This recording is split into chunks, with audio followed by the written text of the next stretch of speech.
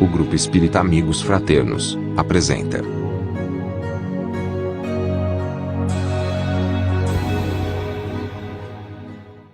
A gente vai tentar entender hoje, e foi o que me motivou a escrever o livro Auto Perdão, foi começar a perceber como as pessoas hoje têm uma dificuldade de se amarem. E como essa dificuldade também reside na dificuldade que as pessoas têm de conviver com as outras como elas são. Existe uma coisa que às vezes atrapalha a gente na vida, é fantasia. É você achar que as pessoas ou que as famílias deveriam ser de tal modo. Acho que uma coisa que chama a atenção da gente é propaganda de margarina. Propaganda de margarina, todo mundo é feliz, todo mundo amanhece com os dentes escovados, com o cabelo penteado, disposto e feliz porque acordou. A vida como ela é, a vida real, ela é diferente. Existe uma fantasia que nos empobrece e uma realidade que exige de nós viver o tempo presente para poder entender por que a gente se sente tão infeliz. Vamos entender um pouquinho disso pensando sobre o cotidiano da gente. Existe uma coisa que deixa as pessoas muito tristes, que é o trabalho. Eu já observei que quanto menos você gosta do seu trabalho, mais você é infeliz. Eu sei que não é o caso de vocês, que vão trabalhar com muita alegria, mas imagine que sensação toma conta das pessoas numa sexta-feira, 6 da tarde. Imagina aí, é sexta-feira, 6 da tarde, o expediente está acabando. Como é que as pessoas se sentem? Eufóricas. Elas começam a vibrar. Elas começam a dizer, eu vou ser liberto da senzala. Vai abrir. E eu vou para o final de semana, vai bombar o final de semana. Esse sentimento a gente chama de sensação de euforia vazia. Você pensa que vai acontecer um monte de coisa, você se planeja para que o final de semana seja maravilhoso, não acontece nada que você imaginou, e aquele sentimento de 5 para 6 da tarde, na sexta, que é de euforia, pegue ele e bote no domingo. 5 para 6 da tarde no domingo, Faustão, acabando com o seu domingo, não deixa ninguém falar. Se você tiver TV por assinatura, está repetindo as mesmas coisas. A Discovery está passando aquele documentário na savana africana. O History está falando da múmia do Egito. Tudo se repete. E você faz, meu Deus, amanhã começa tudo de novo. E amanhã começa tudo de novo. E lá no trabalho, existe uma pessoa que você não gosta. Tem um monte de gente que você gosta, que você se sente bem de estar junto dela. Mas tem uma pessoa que você não gosta. De quem você está lembrando domingo à noite? Da catraia nojenta que de manhã você vai ter que encontrar assim que chegar no trabalho. E a grande questão é essa. Por que que nós damos tanta importância a quem a gente não gosta? Se tem mais gente que a gente gosta. Vamos fazer então um teste. Será que tem mais gente que a gente gosta ou gente que a gente não gosta? Vocês vão numerar comigo aí. Pensa aí, na mente de vocês, façam um breve retrospecto entre as pessoas que vocês levemente antipatizam, ou até podem vir a ter um sentimento de raiva profundo. Tente contar na mente de vocês essas pessoas. Agora tente contar as pessoas que vocês levemente simpatizam, até profundamente amam. Tentem contar. O grupo primeiro é maior ou o menor da contagem? Não é menor? Se alguém tiver como grupo primeiro maior, me procura depois para uma conversa. Está precisando de ajuda, certo? Mas aí essa pergunta que fica, se o grupo de pessoas que eu gosto é maior do que o grupo de pessoas que eu não gosto, por que que as pessoas que eu não gosto tomam conta tanto da minha atividade mental? Por que que eu fico tão em função delas? Então a primeira questão para refletir sobre o perdão é sobre um sentimento que nós conhecemos como ressentimento. O que é que a palavra ressentimento nos quer dizer? Do ponto de vista etimológico mesmo, da origem dela. Ressentimento é sentir de novo. Ressentir. Vocês lembram do pão que eu fiz ontem? Ainda tem gente assustada. Lembra do pão que eu fiz ontem? Quando você tem um medo que você volta para a cena, você sente tudo de novo. Vamos fazer o seguinte, imagine que você acordou de manhã, foi trabalhar, mas antes foi pegar um ônibus. Você vestiu sua roupa, tomou seu café, tomou seu banho. No ônibus, você sentiu que a pessoa que estava em pé não estava muito bem. Ela estava meio esverdeada. Porque provavelmente ela comeu alguma coisa cujo prazo de validade tinha passado há algum tempo. Ela começa a ficar tonta. E ela faz assim. E ela volta. E ela vomita. E quem está na frente dela, ela vomita em você. É uma cena agradável? Você não tem nada para se limpar. Você faz, eu não acredito que essa criatura resolveu me vomitar hoje de manhã. Mas você tem uma Tupperware que você está levando para sua colega de trabalho, ou seu colega de trabalho, que tinha dado um docinho, você pensa, só tem ela. Aí você pega a Tupperware, abre e vai fazendo feito um rodo, tirando e guardando o vômito. Mas você tem que devolver a Tupperware, então você fecha para diminuir o estrago, e quando chega no trabalho, você conta a história e diz, olha o que a mulher fez comigo, aí mostra a Tupperware. Sua amiga diz, eu não quero mais essa Tupperware, pode ficar para você. Eu compro outra. Você guarda e leva para casa. Quando chega em casa, você conta a seu marido, olha o que aconteceu comigo. Aí abre a Tupperware para ele cheirar. Mas você guarda. Final de semana vai encontrar seus pais naquele almoço de domingo.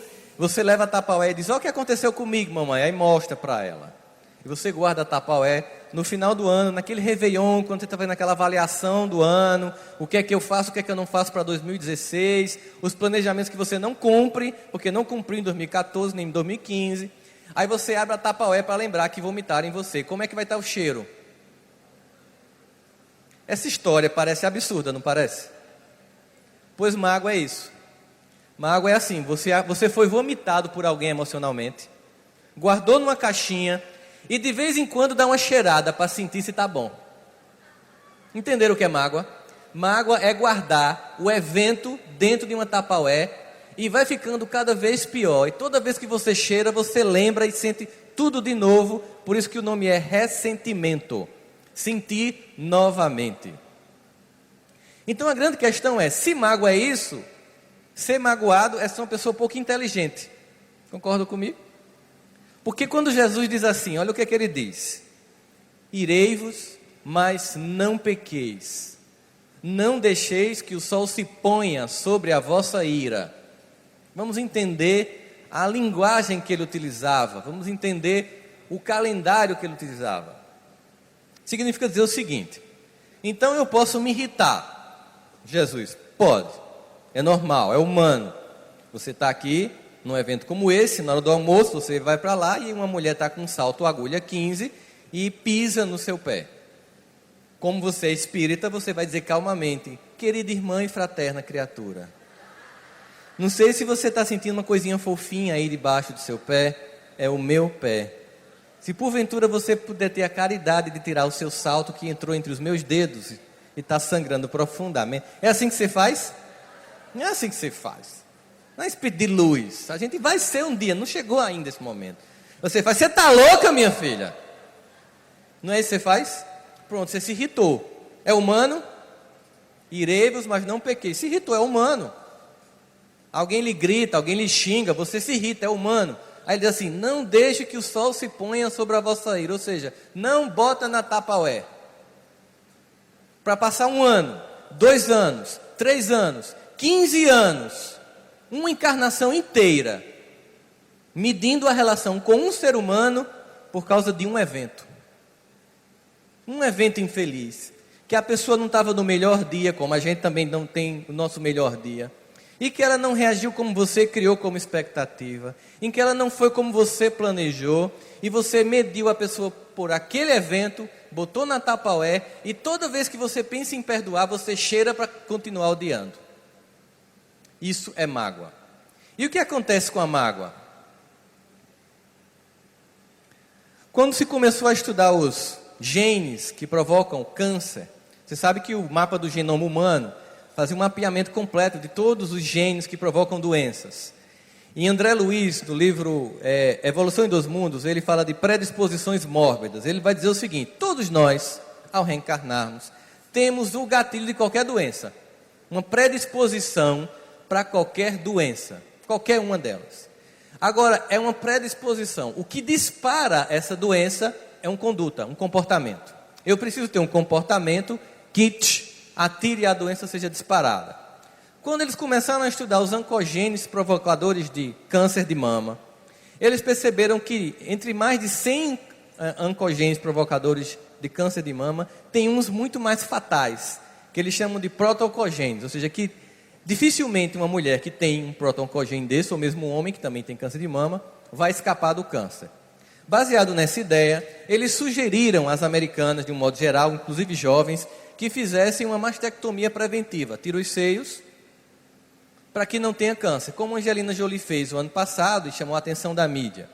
Mas descobriram uma coisa incômoda. Eles descobriram que tinha mulheres que tinham todos os proto-oncogenes e não desenvolviam câncer.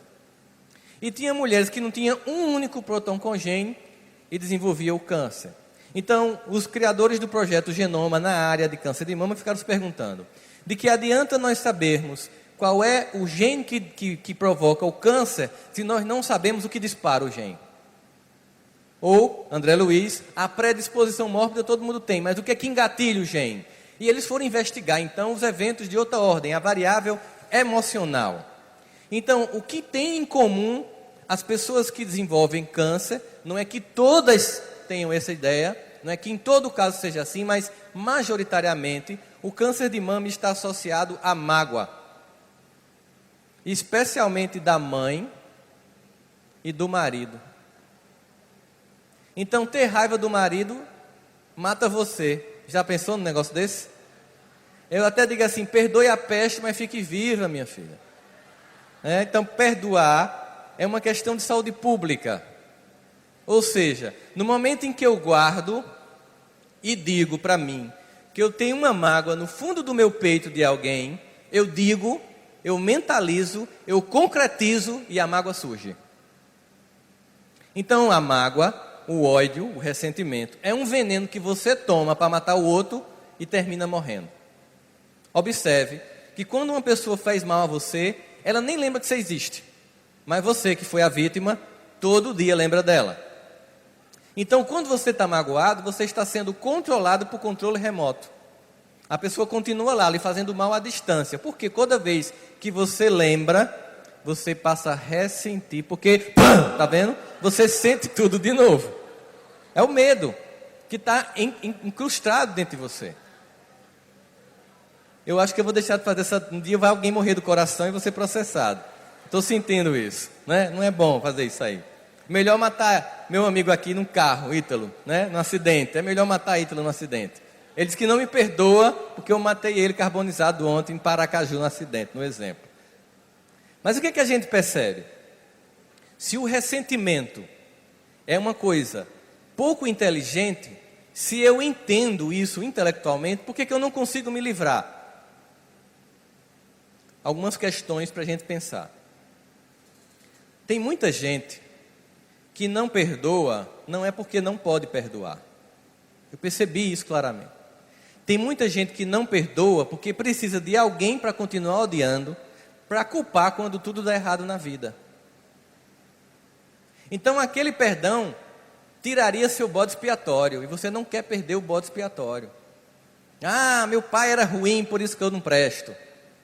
Ah, meu esposo não presta, minha esposa não presta, por isso que minha vida é infeliz. Se você perdoar a pessoa, você perde o álibi. Então, na verdade, não é um perdão que não pode ser dado. É um perdão que você não quer dar, porque você não quer perder o bode expiatório, porque quando tudo dá errado na sua vida, você culpa quem? Aquela criatura. Mas aí vamos observar uma coisa fantástica no Decálogo de Moisés. A gente sabe que a lei anterior era uma lei de talião, mas Moisés recebe os 10 mandamentos no monte, depois que sai do Egito, no deserto, na presença de Deus. Observe uma coisa fantástica nos 10 mandamentos. Os 10 mandamentos são sobre o que você não deve fazer. Não matarás. Lembra do filme, Moisés? Aquela voz de Deus: não roubarás. Mas o quinto mandamento é estranho, porque o quinto mandamento não é sobre o que eu não devo fazer, mas é sobre o que eu devo fazer, e é o único mandamento que tem bônus. Que mandamento é esse? Honrarás teu pai e tua mãe, e terás acrescido os dias que Deus te dá sobre a face da terra. Olha, os mandamentos são sobre o que eu não devo fazer, mas esse é sobre o que eu devo fazer. Eu tenho que honrá-los. Mas eu tenho que honrá-los não se eles forem como eu gostaria que eles fossem. Eu tenho que honrá-los como eles são, porque essa trajetória familiar foi escolhida por mim. E são exatamente essas pessoas essenciais para que eu seja quem eu sou. E mesmo que eles não tenham sido carinhosos, amorosos, o fato deles terem me dado a vida faz com que eu tenha uma dívida impagável com os meus pais. No capítulo do Evangelho segundo o Espiritismo, honrai teu pai e tua mãe, aliás, no Evangelho inteiro, só tem 2 passagens que faz referências ao Antigo Testamento, e entre elas destacadamente este capítulo. Eles dizem assim: é verdade que alguns pais não cumprem como deveriam o papel que receberam de Deus. Ainda assim, é dever dos filhos honrá-los e cuidar deles na velhice. Porque o fato deles nos terem proporcionado a vinda à terra cria uma dívida impagável para qualquer um de nós. Eu já atendi casos de pessoas que foram abusadas sexualmente pelo pai. E elas só conseguiram viver felizes quando perdoaram. É uma coisa complexa? Perdão? É. Eu até digo assim, que Jesus fazia assim.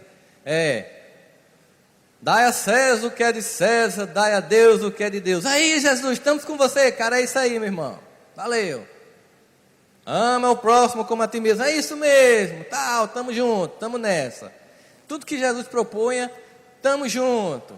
É um Deus só, vamos cultuar, vamos atrás, vamos fazer o fogo subir, vamos fazer as labaredas subir no Pentecostes depois. Estamos juntos, hashtag Jesus é nosso. Aí, vamos perdoar os inimigos. Cara, pegasse pesado, meu irmão, que é isso? Perdoar os inimigos? Não, peraí, cara, aí tá bem, é demais. Porque a dificuldade de imaginar essa referência de perdão. Quando eu estava viajando, eu saí da minha cidade de meia-noite e cheguei numa cidade chamada Barra do Garça, de 9 da noite. Quase 24 horas viajando, sem contato com a civilização, ou seja, com o WhatsApp. Quando eu cheguei em Barra do Garça, que eu entrei no restaurante, que a internet começou a funcionar, um amigo meu disse assim: vamos orar pela França. Aí eu, foi o que houve na França? Disse, você não soube? Eu disse, não, atentados. Aí eu liguei a TV e vi. Ressentimento. Tanto é individual, como ressentimento também é coletivo. Tanto eu posso ter raiva de pessoas, como eu posso ter raiva de culturas, como eu posso ter raiva de religião, como eu posso ter raiva da forma como outro pensa, do ambiente político do outro. Observe, eu sei que isso não acontece aqui em Campo do Brito, durante campanha política, que a cidade se divide. Aqui todo mundo é fraterno, eu sei disso, e ninguém fica tomando partido por político nenhum, obviamente, né? Então, observe o ressentimento que toma conta, até as famílias se dividem por causa de pessoas que não têm importância nenhuma para nossas vidas. Ou seja, o nosso psiquismo ainda é muito beligerante, ainda é muito conflituoso, e nós temos que sair deste ambiente. Por isso que quando Jesus diz, perdoa os vossos inimigos, fazendo referência lá no livro de Êxodo, se o jumento do teu inimigo, ou o boi do teu inimigo, for perdido e você encontrar, devolva. E ainda diz mais no Êxodo: se teu inimigo tiver fome, dá-lhe de comer. Se tiver sede, dá-lhe de beber. Jesus retoma e amplia: e devemos amar os inimigos. Porque se você não ama o inimigo, você faz igual a um publicano, você faz igual a um fariseu, que só ama as pessoas que ele gosta. Se você só ama quem você acha legal, você não é diferente de um traficante de drogas, porque ele ama a mãe dele. Se você só ama quem você acha legal, você não é diferente de um homem-bomba, porque ele ama a família dele. Ele está dizendo como comparação inconveniente, para que você seja filho de Deus, ele diz. Amai os vossos inimigos para ser aceito como filho de Deus. É uma pré-condição.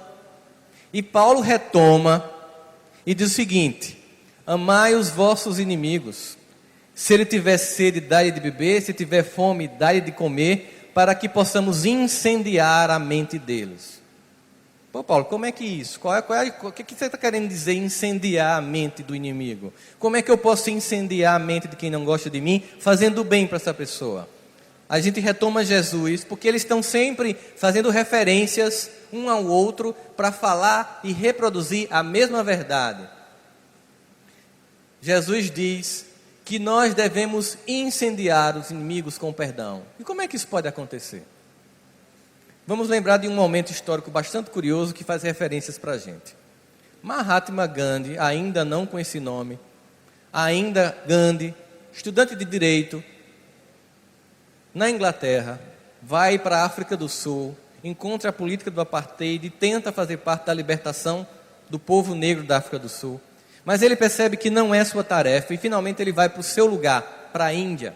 Chegando lá ele encontra o seu povo escravizado, ele encontra seu povo ressentido, ele encontra um exército de ingleses minoritário, mas belicamente mais armado, para destruí-los. E ele percebe que do ponto de vista de uma guerra física, jamais ele libertaria a Índia. Mas ele resolve incendiar o coração do inimigo. Ele chama a população e diz assim: os ingleses são nossos irmãos e nós temos que perdoá-los. Nós temos que olhar para os ingleses com compaixão. A gente vai entender Paulo quando a gente entende Gandhi. Como? Nós vamos continuar lutando pelo que é nosso, pelo nosso direito de liberdade. Mas quando eles quiserem nos agredir, nós não vamos reagir, porque os ingleses são nossos irmãos. E aí a população saía para lutar, por exemplo, pelo direito de ter acesso a uma mina de sal. O exército inglês vinha, a população ficava em pé, só que dessa vez não reagia. Não jogava pedras, não jogava fogo, não dizia palavrões, não esculhambava, em silêncio olhando para os ingleses.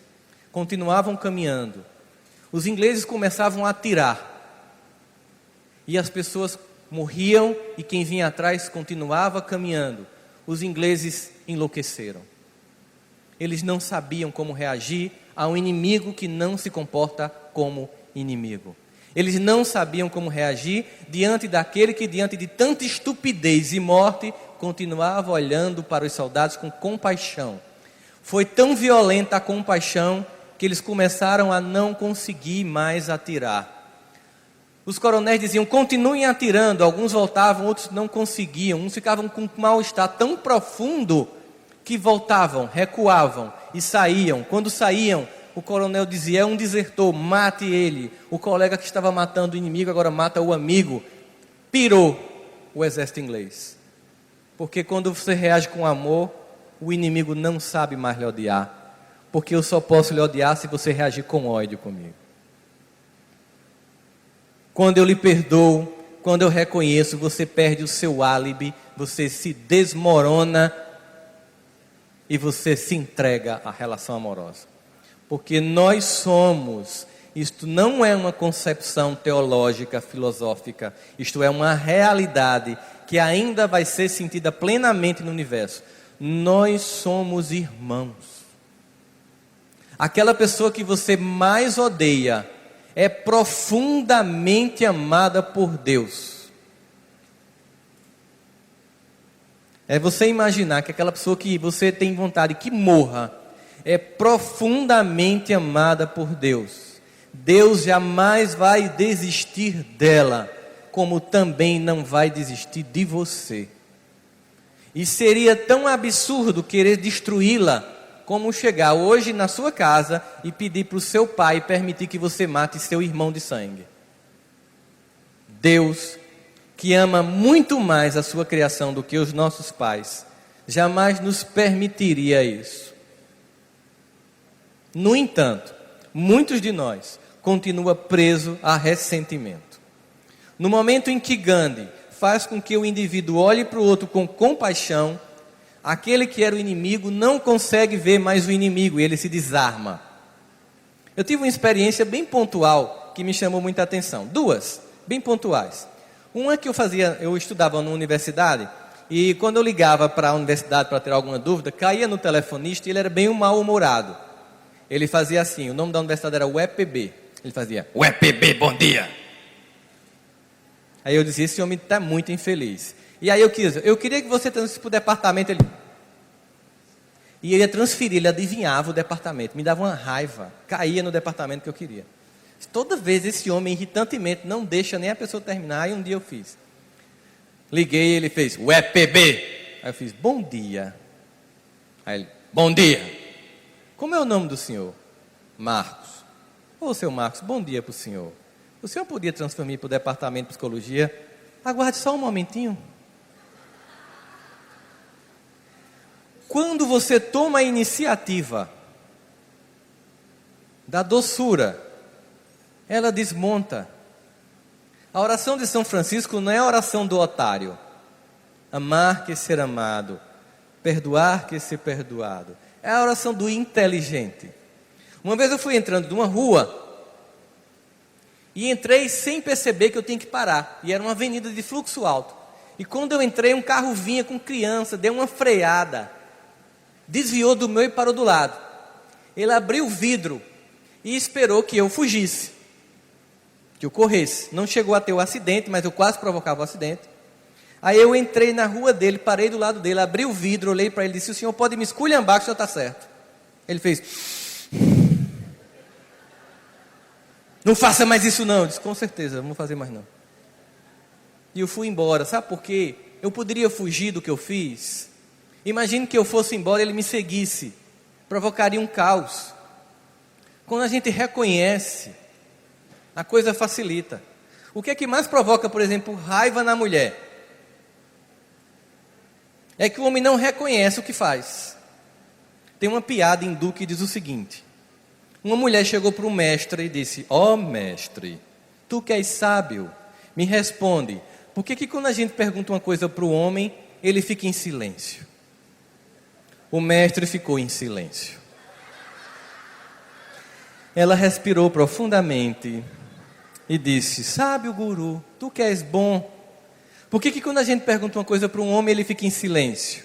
O sábio permaneceu em silêncio. Da 10ª vez ela já dizia assim, ô idiota, com essa roupinha laranja ridícula, fazendo de conta que é guru. Por que quando a gente pergunta uma coisa para um danado de um homem, ele não responde? Peste. Finalmente o mestre falou, para isso minha filha, para você perder a compostura e ele dizer que a culpa é toda sua e você ainda terminar pedindo desculpa. Então quando você não é honesto, você provoca o mal-estar no outro. É importante a honestidade nos relacionamentos.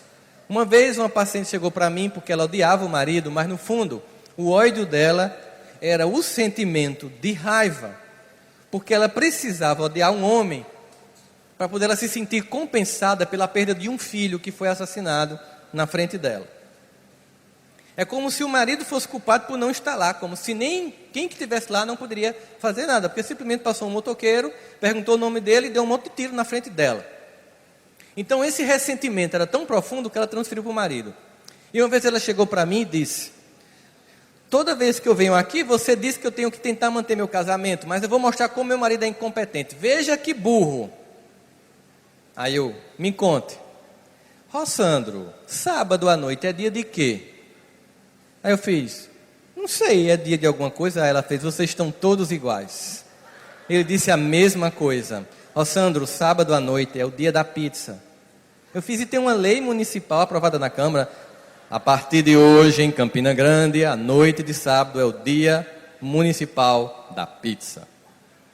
Mas continue sua história. Então a gente foi para a missa, terminou a missa, nós fomos saindo para casa. E ao invés dele ir para uma pizzaria, o que é que ele fez? O que é que ele fez? Foi para casa. Eu disse, a senhora disse que queria comer pizza. Não, e precisava. Aí eu fiz, eu queria lhe dizer uma coisa sobre os homens. E esqueça que quem está falando aqui é um.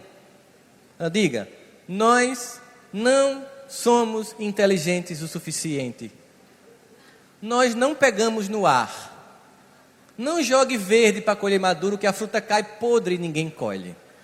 No caso de um homem, você deve colocar uma legenda, piscando, caixa alta, negrito, para ver se ele consegue ver. Não mande sinal de fumaça, que a gente pensa que é incêndio. Então, quando a gente virou para ir para casa, eu fechei a cara. E você sabe, quando a mulher fecha a cara, ainda leva um tempo para a gente perceber que alguma coisa está errado. É o delay. Sabe o que é delay? Quando o cara está assim no Japão, aí, como é que está aí no Japão? O repórter fica... Aqui no Japão, porque leva um tempo para você perceber. Depois de uns minutos, ele olhou para a esposa e fez, tá tudo bem. Ela, não. Aí ele, o que foi que houve? Você sabe que dia é hoje? O coitado estava tão acostumado a ser agredido e desesperado, que cometeu suicídio afetivo. Disse, é o dia do nosso casamento? Não, nem isso você sabe. Eu queria comer pizza, então bora, não quero mais. Aí ela conclui e diz, está vendo como ele é incompetente? Isso eu estou vendo outra coisa, que é, como a senhora gosta de torná-lo incompetente. A senhora criou uma cena para que ele se tornasse incompetente. Porque se a senhora queria comer pizza, a senhora tinha que dizer assim, antes de sair de casa, hoje à noite eu quero comer pizza. Se você quer receber flores e seu marido nunca deu, não fique dizendo, minha amiga recebeu flores hoje no trabalho. Ele não vai entender, não entra. Isso não registra na cabecinha. Você diz, eu quero flores vermelhas. Eu detesto arranjo colorido. Diga tudo que você quer. Ele vai dar no dia do aniversário, dia dos namorados. A primeira vez é completamente artificial. Você finge que é surpresa. E finalmente, aquela conduta vai mudando, porque a gente pega as relações humanas e vai pegando um monte dos eventos da ineficiência do outro, e todos temos, para colecionar ressentimento. E quando pensa que não, o casamento está uma desgraça. Aí você chega e diz, eu não sei o que houve, de um dia para a noite meu casamento ficou ruim. Não, teve muito investimento.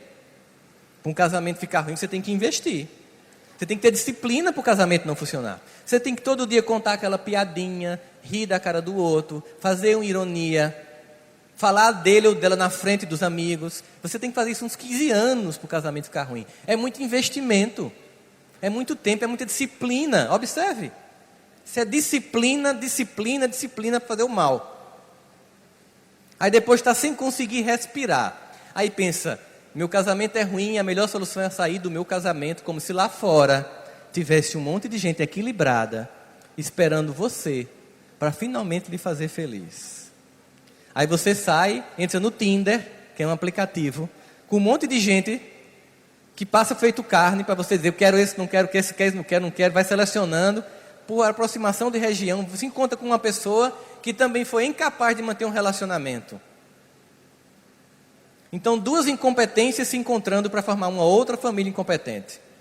E vai numa sequência de falência, até que um dia você faz, opa, peraí, eu tenho que mudar a mim mesmo. Opa, peraí, eu tenho que perguntar onde eu estou errando. Lembra de Emmanuel? Nunca podemos voltar ao passado para fazer um novo começo, mas podemos hoje iniciar um novo fim. Jean-Paul Sartre, na França, disse a mesma coisa de outro modo, sobre traumas, sobre essa ideia de que meus pais não funcionaram. Nunca se pergunte o que foi que fizeram de você. Pergunte, o que é que eu vou fazer com o que fizeram de mim?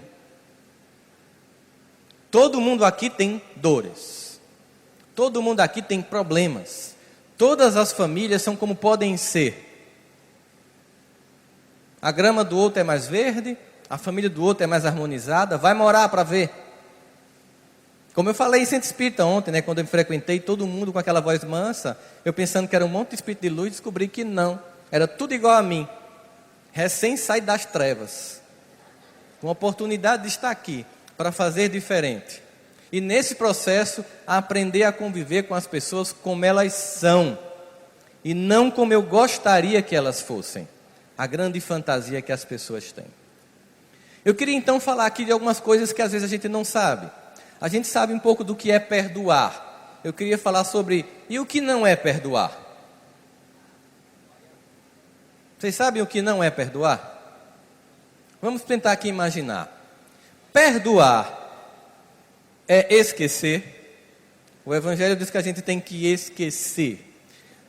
Perdoar é esquecer o que aconteceu? Se você está esquecendo o que aconteceu, o alemão está se aproximando de você, Alzheimer. Se acontecer um evento na sua vida, você não esquece. O esquecimento que o Evangelho nos propõe não é um esquecimento do evento, mas é um apagamento da emoção negativa do evento. É quando eu lembro e não me afeta mais. Vamos a um exemplo prático. Imagine que você tem 16 anos, combinou com seus amigos e com a namorada, que seu pai dorme cedo no sábado e que você vai, sem que ele perceba, pegar a chave do carro, levar a galera para curtir na night. E você vai devagarinho para pegar a chave do carro. E quando está prestes a pegar, seu pai: "Ei, rapaz, o que é isso?" Aí ele vê que você está pegando a chave. Você é um irresponsável, você vai dirigir sem carteira, vai receber uma multa, e começa aquele sermão. Enfim, o pai diz que você não vai mais nem sair aquela noite, que você esqueça, e você faz: "Eu lhe odeio." Aí bate a porta do quarto, como um clássico adolescente, pá! E fica lá dentro. Ele está com raiva. Ele se irritou. Abriu a caixinha, vomitou e guardou. Mas depois ele amadureceu. Aquela namorada se tornou esposa. Ele hoje tem 30 anos, tem filhos. Natal volta para visitar os pais. E na noite de Natal, lembrando das cenas da infância e da adolescência, diz: "Papai, o senhor lembra daquela vez que eu tentei pegar a chave do seu carro e o senhor me pegou no flagra?" Lembro, e os dois riem. Se esqueceu a cena, mas ela dói. Isso é ressignificar a cena. Eu maduro, olho para o passado e dou um novo sentido àquela cena. O que me contribui, já que eu amadureci, para olhar para o passado e perdoar. É fundamental isso. Eu entendo que no papel de pai, o meu pai agiu corretamente. E ele seria um grande irresponsável se me deixasse ir sem tomar a chave de mim. Ele mostraria desamor se ele não me limitasse. Ele mostraria descuidado se ele não me protegesse da minha ingenuidade. E agora, como pai, olhando aquela cena, eu entendo o quanto ele estava certo. E eu agradeço a atitude dele. E mesmo que a cena não tenha sido de acerto, ainda assim eu agradeço. Porque ele foi o pai e a mãe que eu pude ter e me amou como pôde amar, assim como amo os filhos como eu posso. Com limites. Imagino que muitas vezes os filhos se irritam com os pais porque pai e mãe moem, não moem? Triste do pai e da mãe que não moem. Hoje, a maior desgraça na educação nas escolas, quando eu vou falar para professores, é o fato de que os pais não estão educando os próprios filhos, empurrando para a escola para que eles eduquem. Convivência com as pessoas é moer para repetir. Quantas vezes sua mãe ou seu pai diz: "Desligue a TV, desligue o computador, desligue o smartphone, vai estudar." É horrível. Triste do pai e da mãe que não faz isso. Triste do pai e da mãe que não cumpre o seu dever de limitar, de educar. Porque vai fazer um aborto afetivo. Teve um menino com medo de ir para o umbral, mas não educou a criança. Não se responsabilizou. Não apresentou Deus. Não evangelizou a alma. E depois, a falência do filho vai representar para ele e para ela uma falência. Portanto, esquecer não é perdoar. Perdoar é parar de sentir dor. Imagine que você foi traído no casamento. E depois de uma dor profunda, você chega à conclusão de que quer ficar. Se você perdoou, você vai esquecer o que aconteceu. Toda vez que você lembrar, não vai doer. Mas nesse caso, o perdão significa dizer o seguinte: eu estou ficando nesta relação, porque eu resolvi que eu vou conviver com você a partir de hoje, e não a partir do evento da traição. Porque senão você fica no casamento, com o ódio escondido, e quando o indivíduo está bem velhinho, precisando de fralda, você deixa criar escara, para se vingar. Já vi muita gente fazer isso. Ficar guardando o tempo da vingança. E isso nunca foi perdão. E isso nunca foi amor.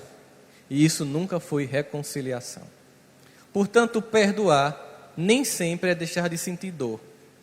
De repente alguém pode lhe atropelar e você ficar paraplégico, cadeirante. E um dia você resolve que além de estar aleijado, se sentir com ódio é uma coisa pior ainda, porque é um alejo emocional. E você perdoa a pessoa. Você chega lá e diz, olha, eu te perdoo. Eu sei que você não fez por querer. Eu sei que você estava com inabilidade no dia, não sei o que aconteceu. Eu te perdoo. E a pessoa agradece. Você volta a andar? Não. Mas você perdoou. Perdoar não é compactuar com a atitude do outro. Às vezes você tem que perdoar um filho e chamar a polícia, para que ela dê o limite que você não consegue mais dar.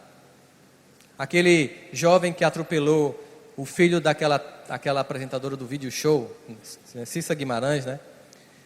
Ele atropela o jovem, mata, o que é que o pai faz? Leva para tentar disfarçar o carro de acidente, porque ele ia encobrir o crime do filho. Isto não é perdão, nem é amor paterno.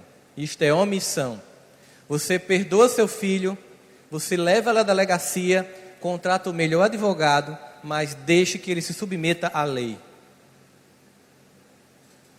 Perdoar exige de nós um exercício constante, exige de nós um esforço constante, nem sempre fácil de ser compreendido. Mas a coisa mais interessante é o sentimento de alegria de que somos tomados quando finalmente nós perdoamos alguém. Mas a grande questão é, perdoar é receber o perdão do outro? E se eu perdoar e a pessoa não me perdoar? Como é que fica essa história? Eu fiz a minha parte. Como é que eu converso com alguém que está com ódio de mim? É possível conversar com uma pessoa assim? Diálogo adianta? Eu vou pedir para vocês fazerem um outro tipo de diálogo com a pessoa. Nós somos um espírito eterno, todos nós. Nós temos um eu que transita no universo. Mas nesta encarnação, esse eu recebe um nome, um corpo e um ego. João, Ítalo, Rodolfo, qualquer coisa que o seja, tem um nome. E esse nome, esse ego, é com ele que eu tenho raiva. E eu estou com raiva dessa pessoa. Não adianta conversar com ela porque a gente está armado um com o outro. Mas eu posso conversar com o espírito eterno dessa criatura, usando um recurso que poucos de nós utilizam adequadamente: a prece. Você todo dia invoca a Deus como intermediário dessa relação e conversa com essa alma, pedindo perdão, dizendo que você desistiu da raiva, que você não quer mais o conflito, que um dia vocês possam se encontrar na mesa da fraternidade, que vocês possam olhar sem ressentimento um para o outro.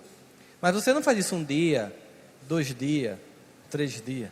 Você faz isso até alcançar resultado. Porque o tempo de Deus é outro do nosso. Não é uma precezinha rápida como um fast food de McDonald's que vai resolver um ódio de séculos. É preciso investimento.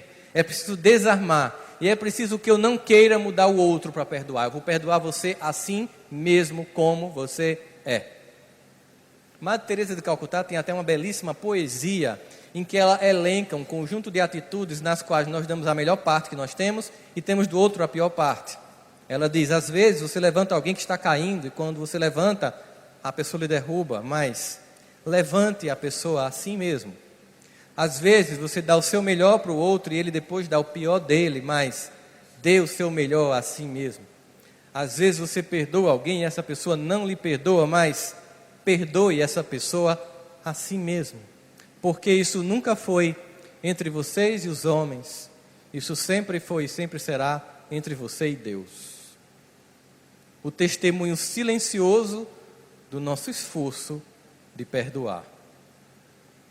Mas a pessoa mais difícil de perdoar não são os outros. Foi por isso que eu fiz o livro Auto Perdão. A pessoa mais difícil de perdoar somos nós mesmos. Porque quando eu estou com raiva de alguém, eu posso entrar no carro e dar uma voltinha para não ver a cara. Não posso. Deixa eu dar um tempo. Vou dar uma volta para ver se eu respiro. Mas quando você não gosta de você, não tem como sair de si mesmo. Quando você acorda que vai escovar os dentes, você faz pia peste olhando para mim. Ô criatura infeliz.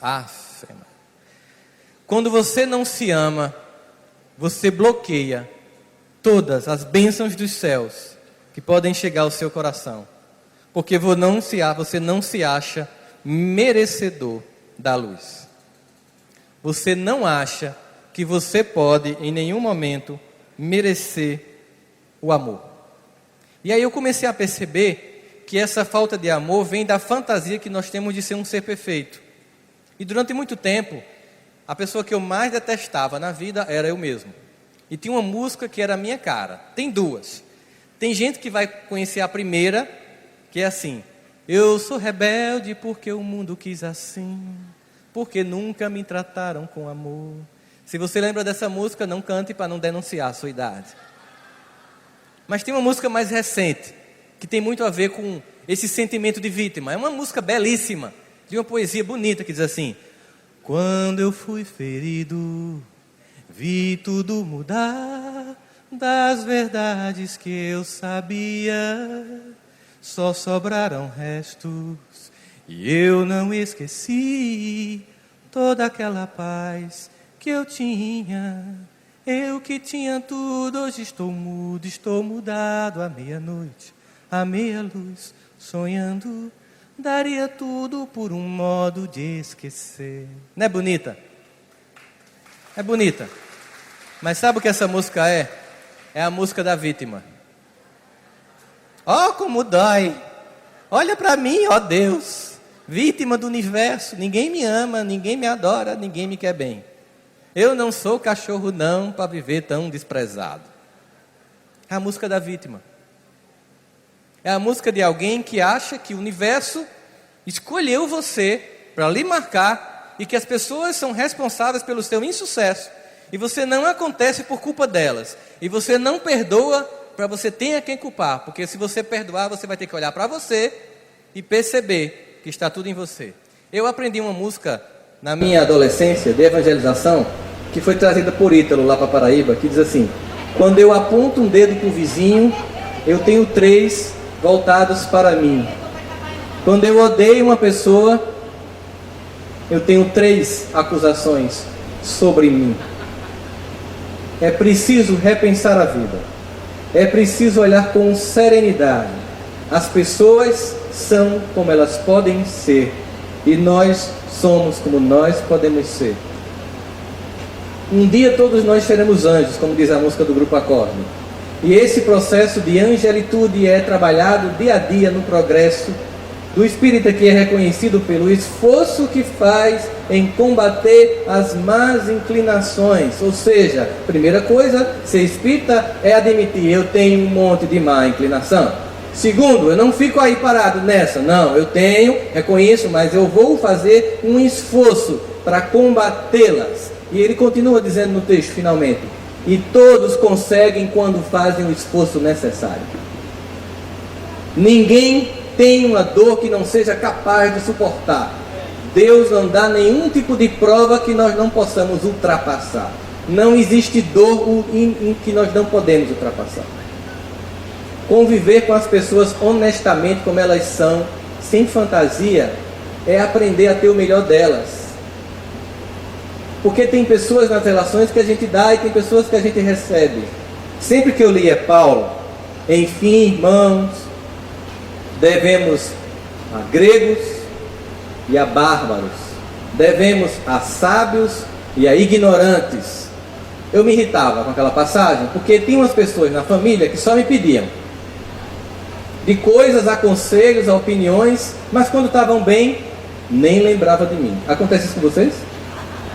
E tem gente que é assim: se tiver mal, liga; se tiver bem, nem lembra que você existe, nem curte uma foto sua no Face. Povo mal, ruim, hashtag tô com ódio de você, não é? Aí eu comecei a meditar sobre o que Paulo disse e entendi o seguinte: eu devo a sábios, eu devo a gregos, e por isso eu devo a bárbaros e a ignorantes. O que Paulo está falando é de fluxo de amor, fluxo contínuo do amor. Eu recebo de tantos que mesmo que eu queira devolver, nem querem receber. E qual é a minha condição de fluxo de amor? Se eu devo a quem está aqui acima de mim me dá, meu processo é entregar a quem está momentaneamente abaixo de mim, sem esperar nada a receber. em troca. E aí as minhas relações não são mais baseadas na mágoa ou no relacionamento pequeno. Eu dei, reconheça, me agradeça, se humilhe e ainda me cultue. Isso é infantil. Porque quem me deu não está esperando nada disso. Quem me deu não espera nenhum tipo de culto personalista. Porque espírita não tem Jesus como objeto de culto. Espírita tem que ter Jesus como modelo de comportamento. Não adianta botar o nome na camisa e não fazer nada do que ele pede. É preferível omitir até que o conhece, mas viver a vida pautada no que ele pediu para fazer. Ter Jesus como modelo de comportamento é lembrar daquela música de Padre Zezinho, de uma criança que um dia parou ele, olhou nos olhos a sorrir com caneta e papel na sua mão, porque tinha uma tarefa escolar para cumprir, e perguntou no meio de um sorriso o que é preciso para ser feliz. E não se respondeu: decore a Bíblia e o Antigo Testamento, reze uma missa, faça um terço, tome água fluidificada, faça a campanha do quilo, faça o ESD. Nada disso foi feito. De 10% você recebe. Não. O que é que ele diz? Amar como Jesus amou, sonhar como Jesus sonhou, viver como Jesus viveu, sorrir como Jesus sorriu, sentir o que Jesus sentia, sorrir como Jesus sorria. E ao chegar ao fim do dia, eu sei que eu dormiria muito mais feliz. Modelo de comportamento, não objeto de culto. Livro dos Espíritos, qual modelo para a humanidade? Resposta mais curta, é a mais importante: Jesus. Depois de entender essas questões todas, que tinham pessoas que me davam e não pediam nada em troca, e que apenas eu tinha que dar sem pedir nada em troca, eu deixei de me magoar. Porque eu entendi que faz parte do fluxo de amor, é a corrente do bem. E aí eu mudei a música. Em vez de cantar essa música de Guilherme Arantes, eu passei a cantar uma outra música, que talvez revele muito bem o que é começar a tentar amadurecer na encarnação. É começar a entender que a gente não pode exigir nada dos outros, que a todos estamos numa mesma estrada. E hoje eu canto assim, vocês cantam comigo para a gente terminar. Ando devagar, porque eu já tive pressa e levo esse sorriso, porque já chorei demais.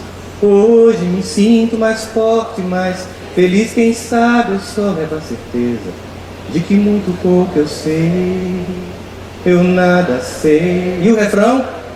Conhecer as manhas e as manhãs, o sabor das massas e das maçãs. É preciso amor para poder pulsar, é preciso paz para poder sorrir, é preciso a chuva para florir. Cada um de nós compõe a sua história e cada ser em si carrega o dom de ser capaz de ser feliz. Cada ser em si, não no outro, não no pai, não na mãe, não no irmão, não no governo, em si, somente em si. Cada ser em si carrega o dom de ser capaz de ser feliz. Abra as caixinhas de Tupperware, lave, limpe, jogue fora e rogue a Deus para que as pessoas que têm caixinhas guardadas das mágoas que você provocou façam a mesma coisa. Peça perdão antes mesmo de perdoar. Se não puder falar, emita um sinal pessoal de luz, de reencontro, porque um dia nós poderemos olhar para todas as pessoas sentindo um amor profundo e a gente vai entender o que é um mundo feliz. Mas para isso nós precisamos começar. Para isso precisamos deixar de ser criança. Para isso precisamos entender Paulo lá em 1 Coríntios 13. Ainda que eu falasse a língua dos homens e dos anjos, se eu não tivesse amor, caridade, que é amor prático, eu nada seria. Ele vai elencando tudo que a caridade e o amor representa, mas diz no final: porque quando eu era criança, eu me vestia como criança, eu agia como criança, mas agora que eu sou adulto, nada disso mais me convém. Desculpa quem achava que isso aí era de Renato Russo, é de Paulo. Significa dizer o seguinte: antes de conhecer o Cristo e seu Evangelho luminoso, redivivo, eu agia como criança, eu me comportava como criança, mas agora nada disso me convém. Muita paz a todos vocês e muito obrigado.